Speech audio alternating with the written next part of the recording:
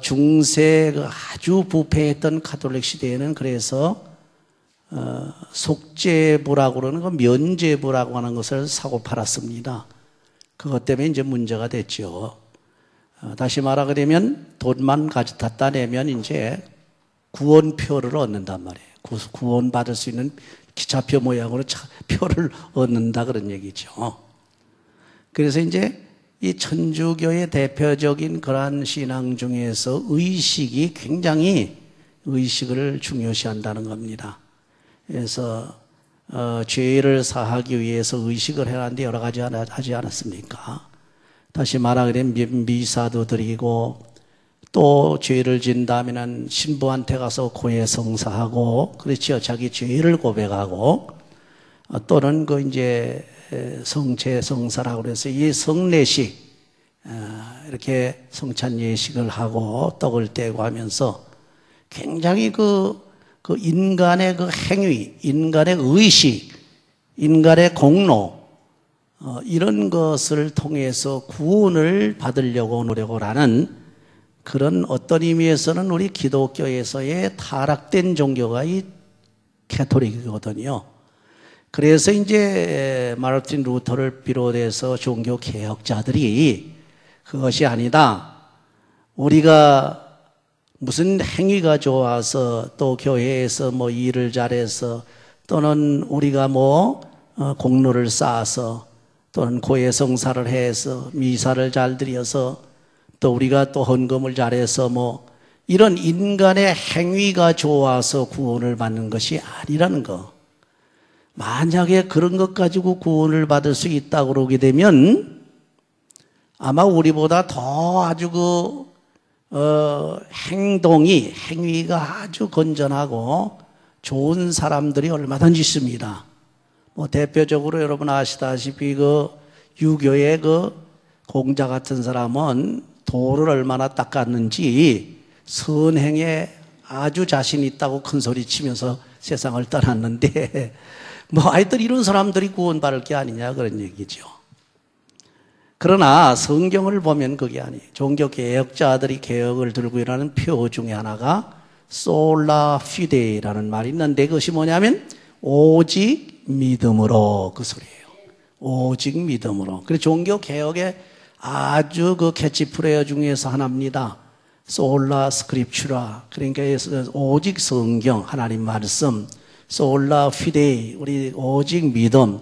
솔라 그레시아 오직 하나님의 은혜. 뭐 이건 솔라 글로리아 오직 하나님의 영광. 이런 것이 이제 완전히 종교 개혁자들이 들고 일어난 캐치프레이입니다. 그 중에 하나가 오직 믿음으로요. 오직 믿음. 누구를 믿어요? 누구를 오직 믿어요?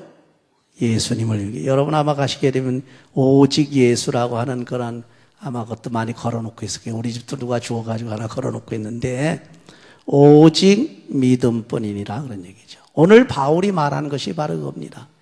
갈라디아 교인들이 하나님의 은혜를 충만히 받았어요. 예수 그리스도를 영접하고 이방 사람들이 많았는데 다시 말하게 되면 유대인들이 아닌 사람들도 많이 들어오게 해가지고 아주 그 그리스도 안에서 예수 그리스도의 공로로 은혜가 충만해서 그 은혜로 인해서 구원을 그렇게 받는다고 믿음을 전수받은 이 갈라디아 교인들이 얼마쯤 가더니만 그게 아니다 이게 가만히 들어온 다시 말하면 거짓 스승들의 게임에 넘어갔다는 거짓 스승들이 대개 누구냐 그래 유대교에 있는 사람들입니다. 이 사람들이 와서 하는 얘기가 그래 예수 믿어서 구원받는 것이 옳다.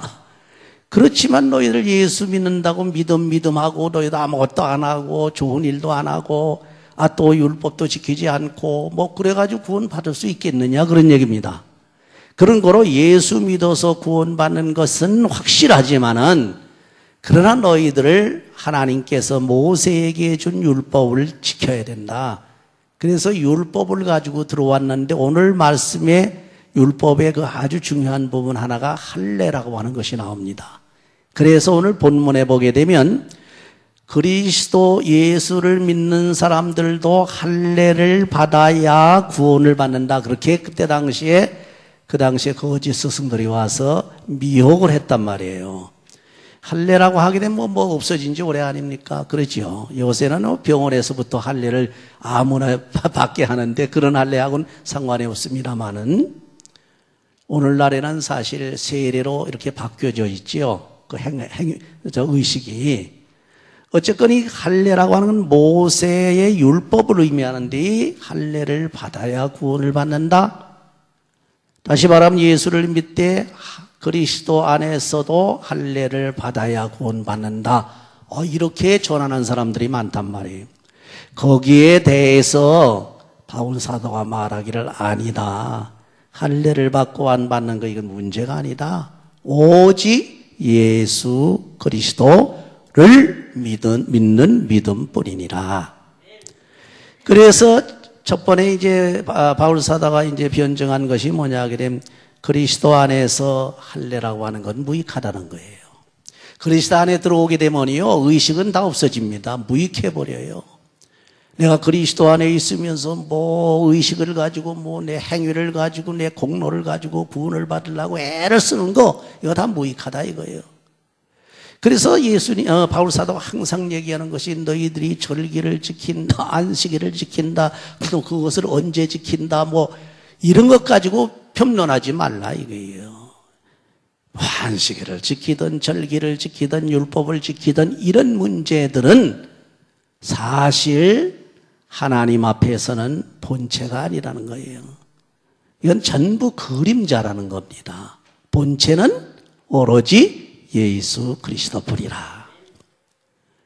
그렇다면 우리가 예수 안에 있고 그리스도 안에 있다고 그래서 주일도 안 지키고 뭐 하나님께 할 일도 안 하고 말이죠. 뭐 율법적으로 도둑질하지 말라고 그랬는데 도둑질하고 뭐 막 이거 막 해도 되느냐? 그럴 수 없느니라. 바울이 항상 그렇게 얘기를 하고 있어요. 뭘 하면 문제를 딱 던져놓고서 거기에 대해서 강조하는 어투로 그럴 수 없느니라 하는 말이 굉장히 나와요. 그렇죠? 너 이러이러하다고 해서 이렇게 하겠느냐? 그러나 그럴 수 없느니라 그랬어요. 그럼 뭐냐 이거요? 이 율법을 지키는 일, 할례를 받는 일 이런 문제들은 구원과는 전혀 관계가 없다는 얘기입니다. 그럼 구원과 관계가 없다고 해서 그걸 무시해야 되느냐? 물론 무시할 수도 있지만은 무시한다는 거에 의미가 있는 겁니다. 어떤 때 무시하느냐? 구원의 공로로 말할 땐 무시해버리라 이거야. 그렇죠? 그러나 어느 때 이것이 가치가 있느냐? 우리가 좋은 일을 할 때는 가치가 있고 믿음을 증거로 보여줄 때는 가치가 있는, 그렇죠? 여러분들이 믿음이 있다고 하면서도 만약에 율법을 계속 범해봐요. 믿음이 좋다고 하면서도 주일도 지키지 아니하고 믿음이 좋다고 해서 하나님 앞에서 충성하지 아니하고 믿음이 좋다고 해서 여러분 아시다시피 남과 더불어 덕을 세우지 못한 행위를 막 해봐요. 그 사람 믿음이 좋은 결과 어떻습니까? 믿음이 좋다는 증거가 됩니까? 안 되거든요. 우리가 믿음이라고 하는 것은 구원을 받을 수 있는 하나님의 은혜로 주신 선물이지만은 그러나 믿음 한다고 해서 내가 하나님께서 말씀하신 율법의 행위를 무시하라는 얘기가 아니란 얘기죠. 오히려 믿음이 좋은 사람은 행동이 더 좋단 말이에요. 행위가 더 온전하단 말이에요. 그렇지요? 그래서 여러분 믿음이 좋다고 하면서 그저 교회에서 벌떡벌떡 뛰고 은혜 받고 뭐 기도한다고 막 난리치고 하는 사람, 그런 사람들이 만약에 그 믿음을 행위로 증명해 주지 못하면 그걸 가르쳐서 소위 쪽믿음이라고 그러죠. 한쪽 믿음이 반쪽 믿음. 그러니까 우리가 믿음이 있으면 자연히 믿음이 있는 사람들은 행동이 아주 훌륭하게 나타난단 말이에요. 그래서 믿음과 행위는 손바닥 안팎과 같은 거예요. 그렇죠? 자, 그렇다면 그리스도 안에서 할례를 받는다고 하는 것은 무익하다. 왜 무익하냐? 구원에는 무익하다 이거예요. 그렇죠?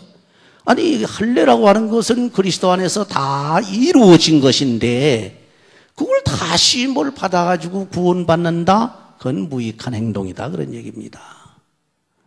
또 그리스도 안에서는 율법의 의를 구하는 것은 무엇을 의미하느냐? 은혜를 배반하는 일이 된단 말이에요. 율법을 통해서 구원받으려고 하는 사람들 뭡니까? 율법을 통해서 의롭게 되려고 하는 사람 뭡니까? 하나님께서 거저 주시는 은혜를 부인하는 거예요. 부정하는 것이다. 그래서 그리스도 안에서 율법으로 의롭다함을 얻으려고 하는 사람은 도리어 은혜에서 떨어지는 자니라. 이해가 되시죠? 왜? 은혜는 거저 주는 거야. 내가 율법을 행하고 노력하라고 힘쓰고 써서 되는 게 아니고 그냥 우리 하나님께서 예수 그리스도의 십자가의 공로를 통해서 그냥 주셔서 받은 것뿐입니다. 그게 은혜고 그것이 믿음입니다. 그런데 만약에 그걸 주셨는데도 불구하고 그거에 상관하지 않고 내가 노력을 하고 율법을 지켜가지고 구원받으려고 애쓴다고 그러게 되면 하나님께서 내려주시는 은혜가 필요가 없는 게 되는, 이 거부하게 되는 거라 다름이 없다 그런 얘기죠. 그리스도 안에서는 그런 거로 율법으로 이렇게 의롭다함을 얻으려고 하는 것은 은혜에서 떨어지는 것이나 다름이 없다. 좀 더 강력하게, 지금 하나하나 강력하게 얘기하면 첫 번엔 무익하다고 그랬다가 그리스도 안에서 율법의 의는 어떻게 해요? 은혜에서 떨어진다고 그랬다가 마지막에 율법으로 의롭다함을 받으려고 하는 사람은 그리스도에게서 어떻게 돼요? 끊어진다 그랬어요. 절연한다 그런 얘기 그렇죠? 그러니까 여러분 구원받으려고 하는 데는 무슨 의의가 필요 없습니다. 세상에 내가 아무리 돈을 많이 갖다가 헌금을 하고 또 천주교한 모양으로 살라고 덤벼들고 또 열심히 누구를 위해서 일하고 교회에서는 일을 하고 했다고 해서 구원에 관련되는 게 그건 구원과는 관계가 없어요. 그렇기 때문에 우리는 오로지 믿음뿐입니다. 그저 주님께서 나에게 은혜로 주신 믿음, 그저 감사하게 받는 그 순간 구원받은 줄 믿으시기 바랍니다. 그게 구원. 얼마나 하나님 은혜가 감사합니까? 하나님 사랑이 감사해요. 그 다음에 하나하나 보세요. 그러면 그리스도 안에서 오직 믿음뿐이라고 했는데 그러면 할례나 뭐 할례는 뭐냐 이거야. 어떤 사람은 할례를 받아야 구원받는다. 어떤 사람도 할례 받을 필요가 하나를 안 받아야 구원받는다.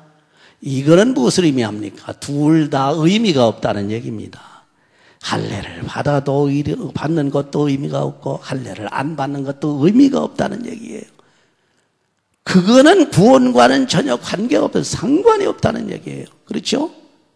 그러니까 우리가 구원받는 데 있어서는 할례자냐 무할례자냐가 문제가 안 되는 거예요. 그것 자체를 붙들고 매달리는 자체가 이게 큰 문제라는 겁니다.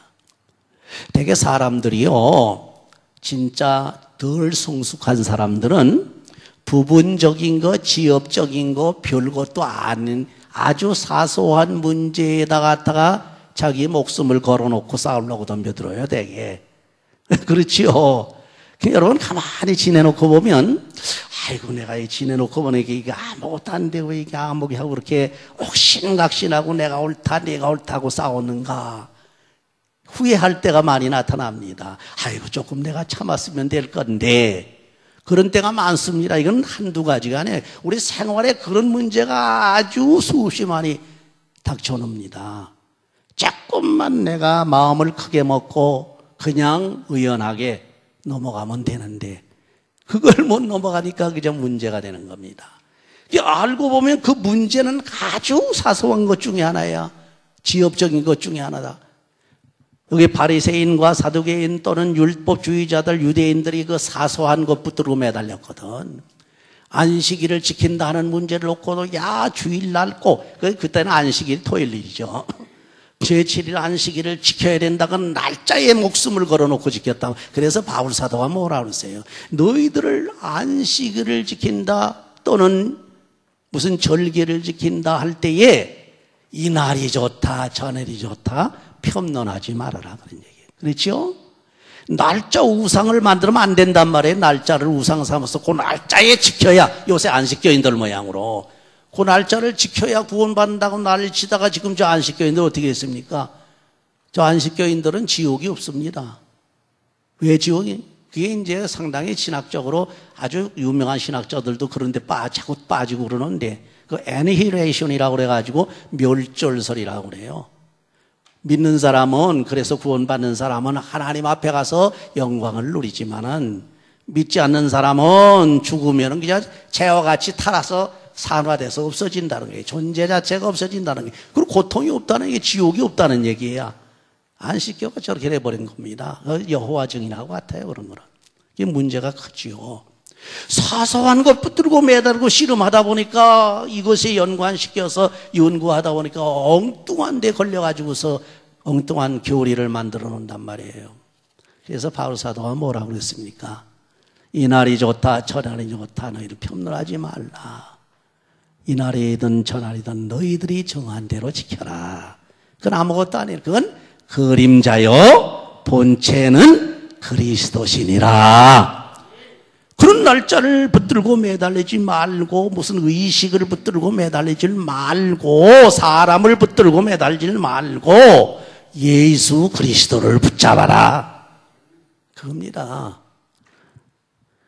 그렇기 때문에 할래냐 무할래냐 논쟁하지 말라는 거예요. 그건 아무것도 아니라는 겁니다. 그냥 아무것도 아니라는 게 아닙니다. 구원 문제를 놓고 그리스도 안에서 볼 때 아무것도 아니라는 겁니다. 그러나 그리스도 안에서 보질 아니하고서 그리스도 밖에서 보게 되면 이건 오히려 믿지 않는 사람들이 더 잘 지킨단 말이에요. 이런 날짜 같은 거, 이런 절기 같은 거는요. 그렇죠? 그리스도 안에서 볼 때에 할래나 무할래는 아무런 유익이 없다. 이건 의미가 없다. 그런 얘기입니다. 그럼 뭐가 의미가 있느냐? 그리스도 안에서는 사랑으로서 역사하는 오직 믿음뿐이니라. 여러분, 믿음 얼마나 좋습니까? 이 믿으니까 여기 왔잖아요.